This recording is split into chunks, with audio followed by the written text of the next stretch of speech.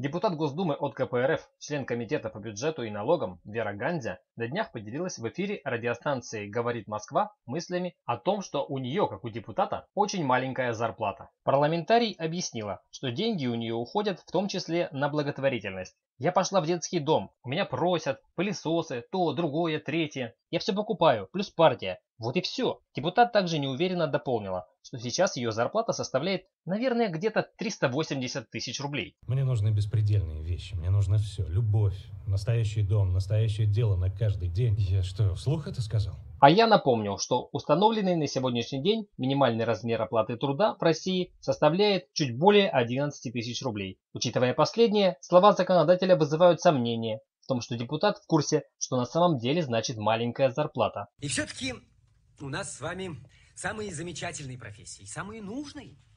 Судя по зарплате, нет. Искренность Веры Гандзя наталкивает на мысль. Если уж депутат, отвечающий за формирование государственного бюджета страны, не может правильно распланировать свой личный бюджет, то откуда в стране появится бюджет, учитывающий все социальные и иные потребности общества? Поскольку в этом контексте вопрос о заработной плате депутатов Госдумы касается уже не только самих депутатов, то я, пользуясь ситуацией, хотел бы дать им несколько советов. Случилась со мной беда, ты мне помог. Случись с тобой беда, я тебе помогу.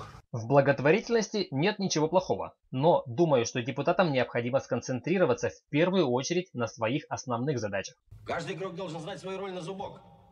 И не надо без толков гонять по сцене.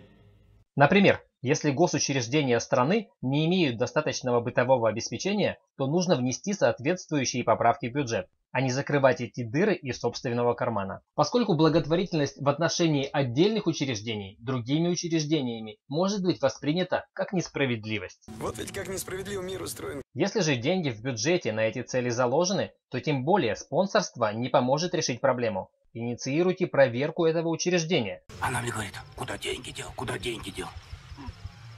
А куда деньги дел? Дополнительное финансирование стране, конечно, не помешает, но намного эффективнее было бы решать этот вопрос всем депутатам совместно. Например, парламентарии могли бы создать что-то вроде резервного фонда Государственной Думы и оплачивать с его помощью расходы на социальное обеспечение, на которые у бюджета не хватает средств. Дорогой товарищ, вы на самом деле хотите перевести эту сумму детскому дому? Да. Это ваши личные сбережения? В общем, я тоже приложил к этому руку. Вообще, денег всегда мало. Так еще совсем недавно начался бракоразводный процесс юмористов Евгения Петросяна и Елены Степаненко, на котором супруги делят 250 миллиарда рублей. Чем больше денег, тем больше проблем. В чем сила? Разве в деньгах? У тебя много денег. И чего?